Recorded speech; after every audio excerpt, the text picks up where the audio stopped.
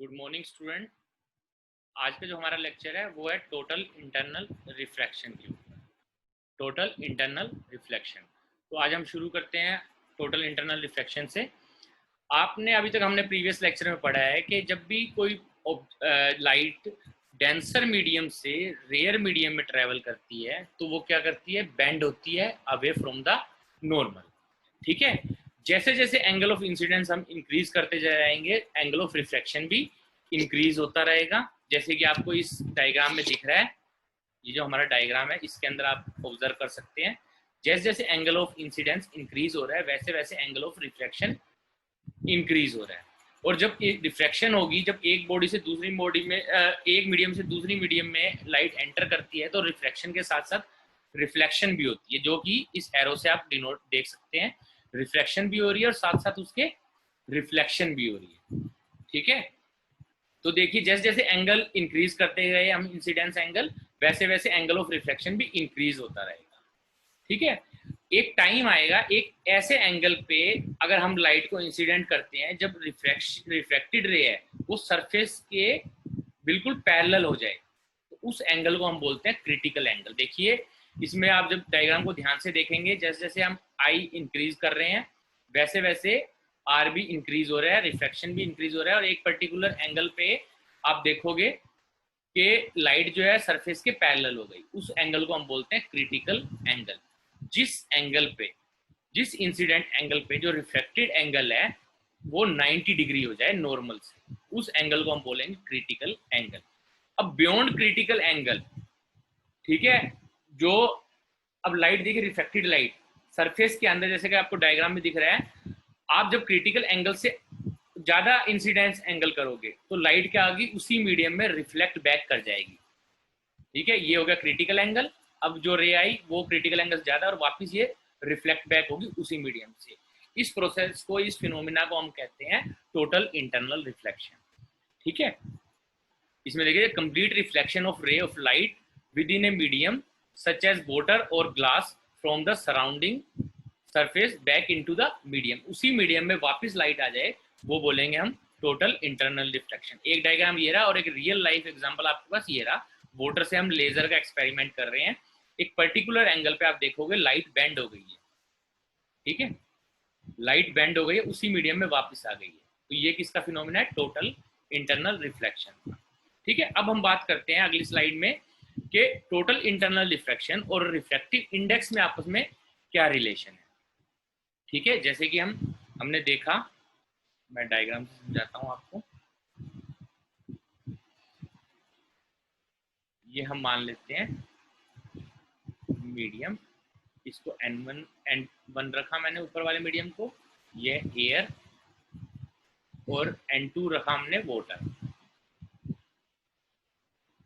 Air और water हमने दो मीडियम रखे।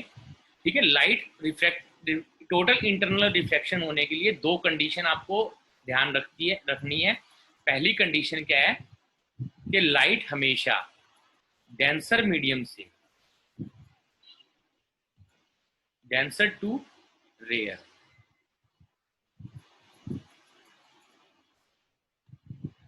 रेयर मीडियम में ट्रेवल होनी चाहिए, डेंसर टू रेयर मीडियम में जानी चाहिए लाइट। ठीक है, पहली कंडीशन ये। ठीक है, और दूसरी कंडीशन है कि जो एंगल ऑफ इंसिडेंस है, मतलब आई जो है वो ग्रेटर होना चाहिए क्रिटिकल एंगल। ये दो मेन कंडीशन है जो आपने ध्यान रखनी है। अब हम करते हैं क्रिटिकल एंगल और reflective index of the medium में क्या रिलेशन है। मान लो ये हमारा लाइट का सोर्स है, इसको हम इंसिडेंट कराते हैं क्रिटिकल एंगल पे। क्रिटिकल एंगल पे क्या होता है, लाइट जो होता है वो सरफेस के, जो रिफ्लेक्टेड रे है वो सरफेस के पैरेलल हो जाएगी।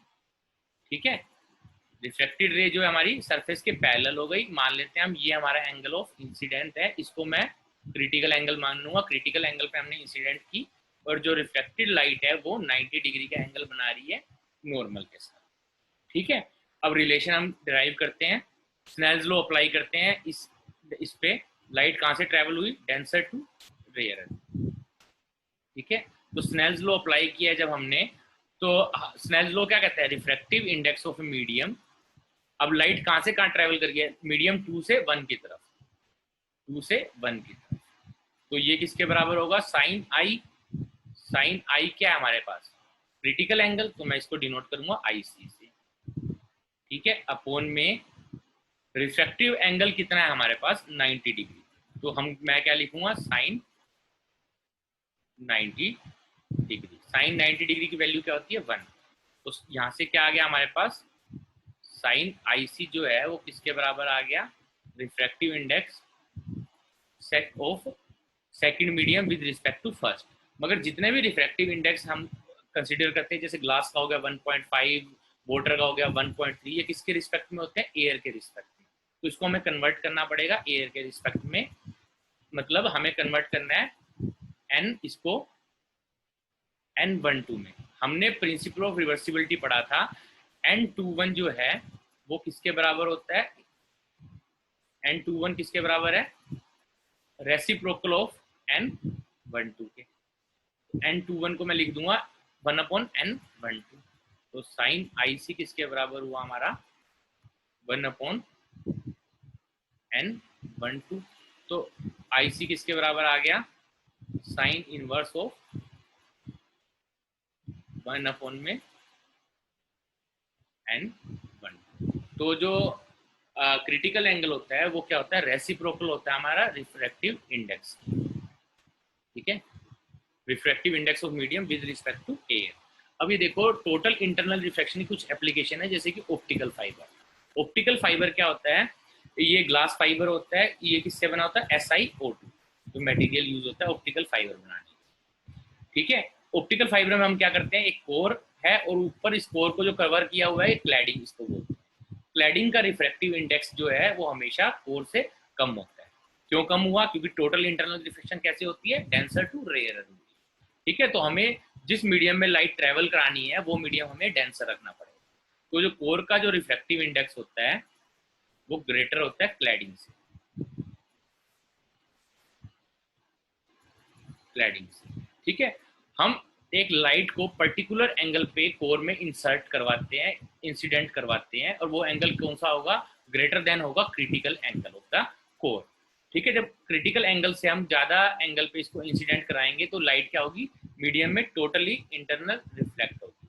इसी मीडियम से हम लाइट को एक एक पोजीशन से दूसरी पोजीशन तक पहुंचा सकते हैं। और आजकल जितने भी इसकी एप्लीकेशन हम यूज कर रहे हैं, जैसे कि हमारा ये मोडम हो गया, ये जो हमने इंटरनेट ब्रॉडबैंड कनेक्शन हो गया, ब्रॉडबैंड कनेक्शन के अंदर हम ऑप्टिकल फाइबर यूज करते हैं। क्यों यूज करते हैं, क्योंकि ऑप्टिकल फाइबर में कौन सा सिग्नल ट्रेवल कर रहा है, लाइट सिग्नल। और जो पहले हम वायर यूज करते थे, जो नॉर्मल वायर यूज करते थे, उसमें सिग्नल किसके थ्रू ट्रांसफर होता था, इलेक्ट्रॉन्स के थ्रू। अब हमें पता है लाइट किससे बनी है, फोटोन से।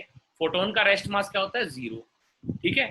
और फोटोन की स्पीड जो है वो सबसे तेज होती है, किस स्पीड से ट्रेवल करता है, स्पीड ऑफ लाइट से, ठीक है। तो जो हमारी सिग्नल की स्पीड है वो लाइट सिग्नल में अगर कन्वर्ट करके भेजेंगे तो ज्यादा हमें स्पीड मिलेगी, इसलिए हाई स्पीड इंटरनेट के लिए हम ऑप्टिकल फाइबर का यूज करते हैं, ठीक है। इसके बाद आगे मिराज। मिराज में क्या होता है, गर्मियों के दिनों में जब टेम्परेचर बहुत ज़्यादा होता है तो हमें डेजर्ट वगैरह या रोड पे ड्राइविंग करते टाइम हमें एक चीज़ दिखती है, रोड पे हमें ऐसा लगता है जैसे कुछ पानी गिरा हुआ है, ठीक है। वो हमारे क्या होते हैं, इमेजिनेशन होती है, वो एक वर्चुअल इमेज होती है। वर्चुअल इमेज किसकी होती है, किसी ना किसी और ऑब्जेक्ट की वो वर्चुअल इमेज होती है। जैसे कि इसमें गर्मियों के दिनों में क्या होता है, जो ग्राउंड होता है वो क्या होता है, बहुत ज़्यादा गर्म हो जाता है।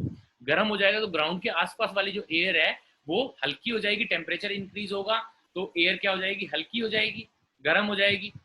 तो जैसे जैसे हम ऊपर बढ़ेंगे, नीचे से ऊपर की तरफ जाएंगे, तो एयर क्या है, एयर की जो डेंसिटी है वो इंक्रीज होती जाएगी। अब मान लो जैसे आपको ये दिख रहा है एक ट्री है ये, ठीक है।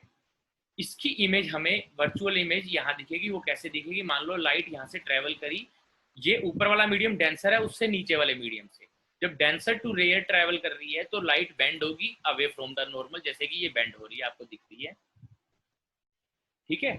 अब इस लेयर से जब दूसरी लेयर में एंटर करेगी तो ऊपर वाली लेयर क्या है, इससे ज्यादा डेंसर है नीचे वाली लेयर से, तो फिर दोबारा रिफ्रैक्शन होगी, लाइट रिफ्लेक्टेड लाइट कहाँ जाएगी, अवे फ्रॉम द नॉर्मल, तो दोबारा बेंड हो गई, ठीक है। ये प्रोसेस चलता रहेगा। एक टाइम ऐसा आएगा जब ये जो इंसिडेंस एंगल है वो क्रिटिकल एंगल से ज्यादा हो जाएगा, तो लाइट क्या करेगी, उसी मीडियम में रिफ्लेक्ट बैक हो जाएगी, ठीक है। और जब हमारे आईज पे लाइट जब आएगी हमारी आईज पे, तो हमें कोई भी ऑब्जेक्ट कैसे दिखता है, लाइट के जिस डायरेक्शन से लाइट आ रही है उस डायरेक्शन बिल्कुल स्ट्रेट लाइन में हमें ऑब्जेक्ट दिखेगा। तो इस जो ट्री है इसकी इमेज हमें यहाँ ग्राउंड पे वर्चुअल इमेज दिखेगी। ठीक है। और ये वर्चुअल इमेज किस फॉर्म में दिखेगी, ऐसे लगेगा जैसे हमें ये यहाँ कोई पानी वाटर बॉडीज है, जैसे कि ये आपको इसमें दिख रहा है, ये ट्रीज हैं, इसकी जो इमेज है ये वाटर नहीं है, ये इसकी इमेज है, वर्चुअल इमेज है। ठीक है। तो ये हो गया अपना मिराज। अब है reflection by the edge of the prism. ठीक है।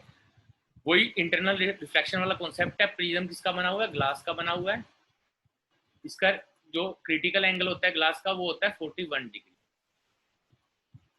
41 डिग्री के आसपास। जब लाइट एंटर करेगी, हम नॉर्मल इंसिडेंट करवाते हैं प्रिज्म के इस फेस पे, तो अपने को पता है ये 45 डिग्री का एंगल है, ये भी 45 डिग्री का एंगल है। ठीक है। जब लाइट नॉर्मल इंसिडेंट करती है, इस फेस से नॉर्मल इंसिडेंट करेगी तो इस फेस पे आके टकराएगी, यहाँ पे क्या एंगल बनेगा 45 डिग्री, तो ये भी 45 डिग्री। तो एंगल ऑफ इंसिडेंस क्या हो गया, क्रिटिकल एंगल से ज्यादा हो गया, 45 डिग्री हो गया। तो लाइट क्या करेगी, इंटरनली रिफ्लेक्ट होगी और इस फेस से बाहर आ जाएगी। ठीक है। ऐसे ही इस केस में हमने प्रिज्म को रोटेट कर दिया, अब इस फेस से हम नॉर्मली इंसिडेंट करवा रहे हैं, एंगल क्या हुआ 45 डिग्री हुआ, ग्रेटर है क्रिटिकल एंगल से, तो क्या हो गई टोटल इंटरनल रिफ्लेक्शन हुई, इस फेस पे टकराई, ये एंगल भी क्या होगा 45 डिग्री होगा, ये भी 41 डिग्री से ज्यादा है, तो दोबारा रिफ्लेक्ट बैक होगी और इस फेस से निकल जाएगी। जैसे कि आपको ये 3D इमेज दिख रही है, लाइट आई इस फेस पे टकराई और इस फेस से बाहर निकल गई। ठीक है। ये इसकी इमेज यहाँ बन गई।